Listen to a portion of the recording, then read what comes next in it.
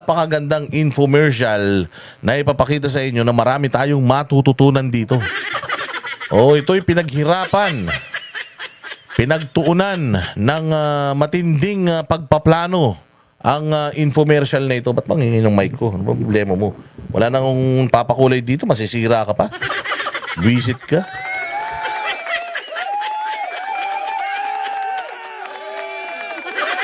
Sabi ni Rochelle Dalumpines, ito ang gusto ko kay Boss Dada, brutal magsalita, nakakawala ng homesick. Tawa ako ng tawa habang nanonood. Baka gusto mo na mag-asawa, kaya tawa ka ng tawa. Sabi naman ni Liza Gomez, hi Boss Dada, I'm a big fan from the US Air Force. Talaga ba? US Air Force, baka mamaya ikaw pa mismo bumumba rito sa Pilipinas, ha? Pag sinabi sa'yo ng amo mo, hey Liza Gomez, bomb the Philippines, sabihin mo, no way. Over my dead body, ganon.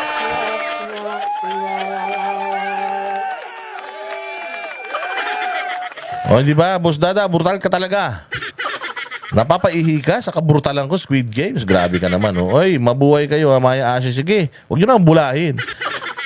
Your bola is good, but I need cash.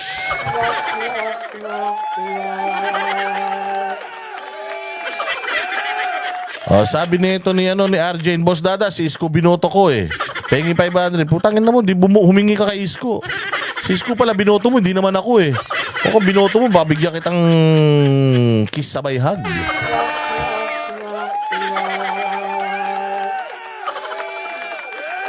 Walang bingba ang boses ko. Talaga, kailangan killing them softly. Kill them with kindness. Ayun na, magbalita na tayo. Eto mga bossing, napakaganda nitong infomercial na ito ng SM9. Nako po si Diego Latigo nga pala. Gusto pala ng cup noodles, no? Binayaran pa 250. Grabe ka naman. Ano ba tayo magkikita? Magkita na tayo kasi para bigyan kita ng cup noodles. Hindi lang nakakap. Gusto mo yung nakalagay pa sa kawali. Diego Latigo. Nga pala, busy ako masyado kasi, Diego eh. Di tayo nagkita, dami kong dalang cup noodles ibibigay ko sana sa'yo, baka hindi mo may iuwi, isang truck. Noong nasa INC, problema, di ka nagpakita eh. Wala na, tinapong ko na. So ito mga bossing, panoorin natin ang legal na korupsyon. Ang nakikinabang sa magnanakaw ay kasabwat ng magnanakaw. Pasok na pasok itong infomercial na to. Bato-bato sa langit ang tamaan. Huwag magalit ang mga congressman ng mga kurakong na mga magnanakaw, na mga demonyo, na mga anak ni Satanas.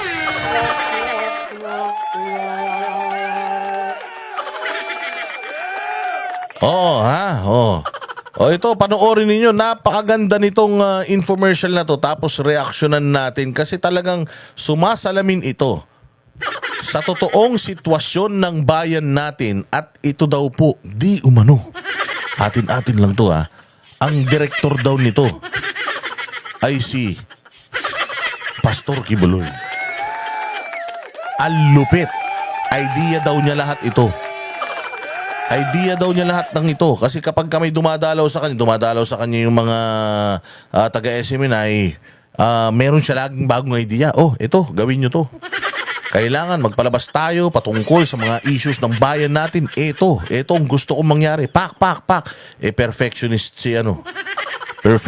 si Pastor Kibuloy. Kinuha niya ang mga artista, sila Mel Gibson, Arnold Schwarzenegger, tsaka sila Sylvester Stallone. Pinagsama-sama niya dito. Abangan ninyo. Ito na, ipi-play ko na. Pasok.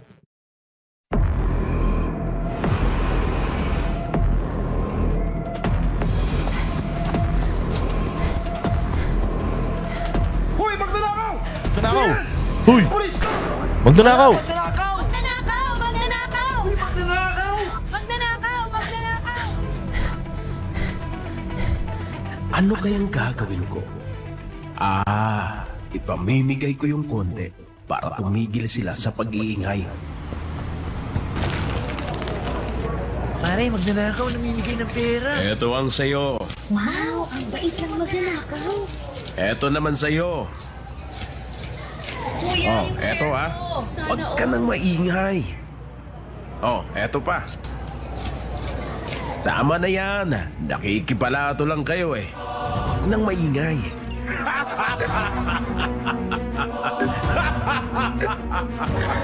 Oh, di ba? Konti lang pinamigay ko, mabait na ako. Tahimik na sila, easy. Ngayon, pwede ko na tong suluhin. Masaya ang mga tao, pero tama po ba ito? Di po ba ang nakikinabang sa magnanakaw ay kasabwat ng magnanakaw? Ikaw, kinukonsenti mo ba ang legal na korupsyon? Ayun. Sino dito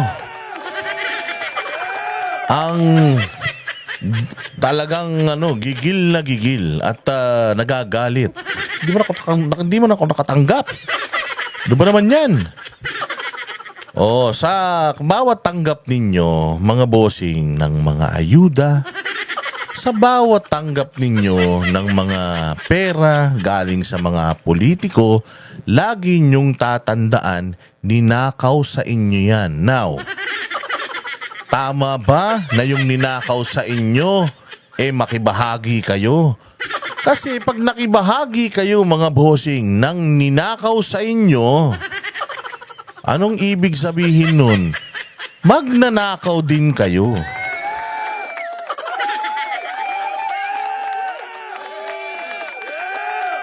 At kapag magnanakaw kayo, anong mangyayari sa inyo pag magnanakaw kayo? Ang mangyayari sa inyo, makakarma kayo.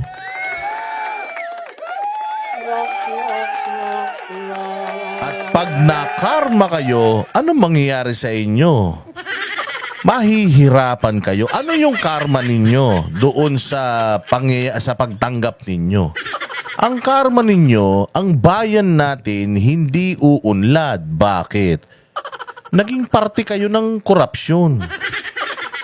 Oo, naging parte kayo, naging benepisyaryo kayo ng korupsyon. Ang pagnanakaw ay pagnanakaw. Nakita niyo yung napakagandang istorya nito. Isa siyang magnanakaw nung hindi pa siya, nung sinusolo niya yung pagnanakaw niya, ang daming sumisigaw, magnanakaw, magnanakaw. Pero nung binalatuan niya na yung mga tao, hindi na sila nagsalita. Ganito ang ginagawa ng mga nasa gobyerno ngayon. Anong ginagamit nila para hindi ka na magreklamo, para hindi mo na sabihin na magnanakaw sila? Ayuda. Bigyan ka ng ayuda, manahimik ka. Bigyan ka ng ayuda, manahimik ka. Ngayon, pag naubos yung ayuda, magrereklamo ka ngayon. Sasabihin nila, binigyan na kita ng ayuda, wala ka ng karapatan magreklamo. Binili ko na yung kaluluwa mo. Ganun yan. Ganito pa yan. May isa pang istorya yan. Ngayon mga bossing, may isa pang istorya. Mga grupo ng magnanakaw, nilimas lahat ng pera sa bangko. Tapos, habang sila ay papatakas, nahuli sila. Hinahabol sila ngayon ng sandamukal na mga pulisya. Tumatakas sila, ang ginawa nila, ang dami nila nakuha. May nakuha silang 50 bag ng kayamanan ng pera. Alam mo, ginawa nila, yung isang maleta, hinagis nila sa kalsada. Yung mga tao ngayon, dahil mga patay gutom sa pera, yung mga yan, nagagawan sila ngayon ng pera, mga bossing. Pag agawan nila ng pera, lang masagasaan sila ng mga pulis. So wala na. Nakatakas na ngayon yung magnanakaw dahil sa mga tao mismo. Ano naman ang ibig sabihin nun? Yung mga tao mismo ang nagtatanggol sa mga magnanakaw. Ganyan ang nangyayari ngayon. Anong ginagawa ng mga magnanakaw? Binabayaran, bumibili ng mga troll farm, bumibili ng mga vlogger. Para ngayon, yung mga gustong sumukol doon sa mga magnanakaw, sisiraan ngayon ng mga troll farms nila. Sisiraan nung kanilang mga vloggers, nung kanilang mga enablers. Wala na, hindi na ngayon nahabulin yun. Kasi yung atensyon ng tao, nasaan na? Nandoon na sa mga pulis na humahabol sana ng mga magnanakaw, pero ngayon, tinutulig sana.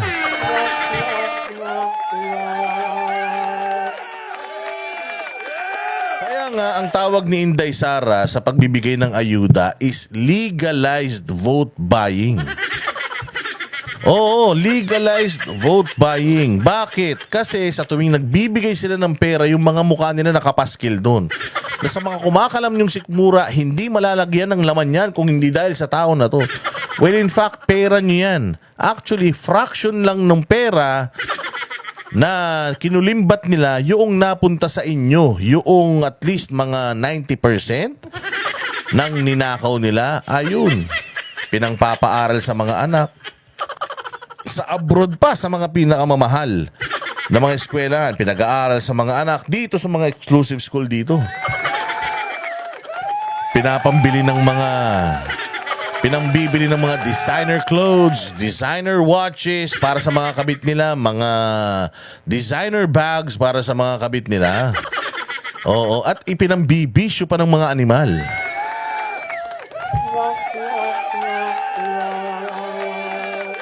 So ito ang totoong problema ng bayan natin at napakaganda netong infomercial na ito ng SMNI to raise awareness na huwag tayong umasa sa isang politiko na nagbibigay ng pera.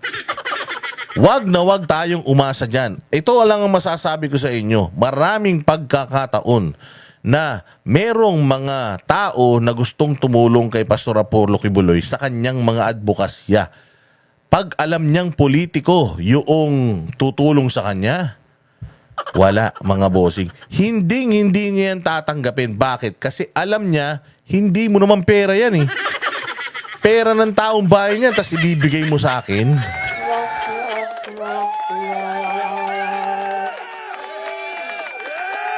Kaya kailangan natin, mga bossing, zero corruption. Sino yung zero corruption? Ayan oh, Pastor Apollo Kibuloy.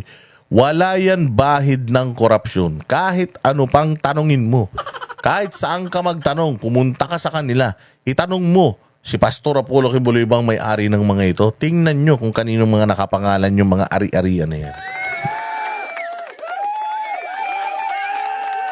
At alam nyo ba, mga bossing, na si Pastor Apollo Kibuloy, ang pangako niya, yung susweldoin niya, plus yung budget niya na approximately mga 200 million yun per year. Alam mo kung saan niya daw gagamitin yun? Ipambabayad niya sa mga tao para maglinis ng Pilipinas. Galing! Hindi lang yan. Marami pang ibang mga naiisip. So, dito mo talaga makikita na ang KOJC, itong SMNI, kaya sobrang reputable nito eh. Sobrang reputable. Nakikita mo ba ang ABS-CBN, TV5, GMA7 gumagawa ng ganitong mga infomercials? Wala, mga bossing. SMNI lang gumagawa ng ganitong mga infomercials. Yung may matututunan ka for the longest time. Wala, ang ginagawang puros patalastas doon sa mga istasyon na yon, puros tungkol sa politiko. Sa mga nangangakong mga politiko. Dito sa SMNI, gumagastos sila para gumawa ng mga ganitong mga makabuluhang mga infomercials para magising ang bayang Pilipinas mula sa pagkakalugmok ng paghahalal ng mga kawatan sa gobyerno. Totoo, di ba? Ang ganda at marami pa itong susunod, mga bossing, na mga infomercials na talagang ididiin sa ating mga isip na kailangan hindi tayo magpapabudol sa mga magnanakaw, sa mga politiko na nagnanakaw tapos namimigay lang ng bahagya. Bubusugin ka lang ng isang buong araw. Tapos nanakawang ka ng 3 taon, 6 na taon.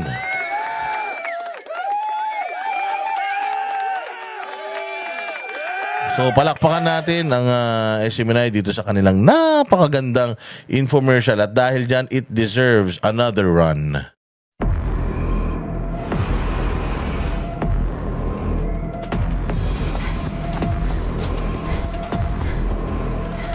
Hoy, magnanakaw! Tingin! Pulis ka!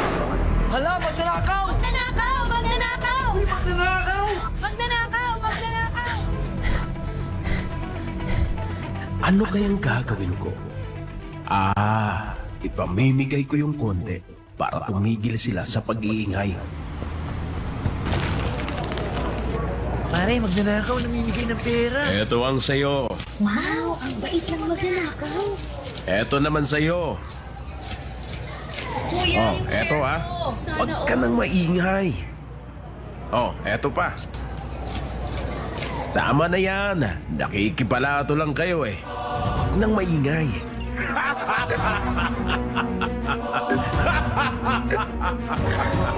Di ba? Konti lang pinamigay ko, mabait na ako. Tahimik na sila. Easy. Ngayon, pwede ko na itong suluhin. Masaya ang mga tao, pero tama po ba ito? Di po ba ang nakikinabang sa magnanakaw ay kasabwat ng magnanakaw? Ikaw, kinukonsenti mo ba ang legal na korupsyon? Di ba? Kinukonsinti mo ba? Ang legal na korupsyon. Nakita nyo kung papaano tumawa yung nakabarong? Anak ng tokla itong magnanakaw na to, nakabarong pa. Pwede naman magnanakaw, nakamotor Pero ito magnanakaw na to, nakabarong pa. Ibig sabihin, sa panahon ngayon, yung mga magnanakaw, disente na. Yung mga magnanakaw ngayon, nakabarong pa. Buisit na yan. At ang pinakamasaklap nito, mga bossing, ibinoto nyo pa.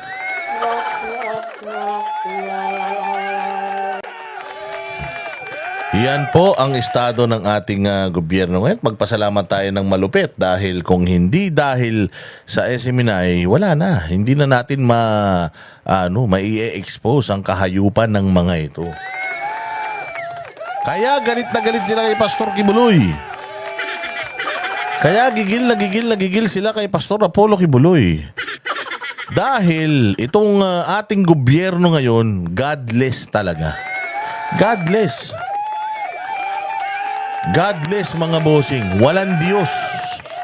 Walang Diyos, wala nang paggalang sa relihiyon, wala nang magpaggalang sa faith ng iba, wala nang paggalang sa mga simbahan. Nakita nyo naman. Anong nangyari sa KOJC, hindi ba? Ultimong mga taga-gobyerno na mga nagbabalat kayo, mga banal na aso. Kita mo si Abalos. May mga picture pa si Abalos, mga bossing, na nagkukumunyon. Sabi ko nga, walang iya, buti hindi nasunog yung kumunyon.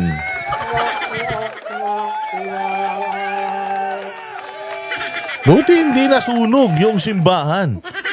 Kapal ng mukha, nagsimba ka. Habang nagsisimba ka, akala mo nakalimutan na ng Diyos na meron kang simbahan na binaboy? At sa kasaysayan ng buong mundo, ngayon lang sila ng baboy ng mga simbahan. Actually, hindi pala. 2 bansa ang gumagawa, mga bossing. 2 bansa po ang nambababoy sa simbahan sa buong mundo. 2 lang. Ano? Amerika at saka Pilipinas.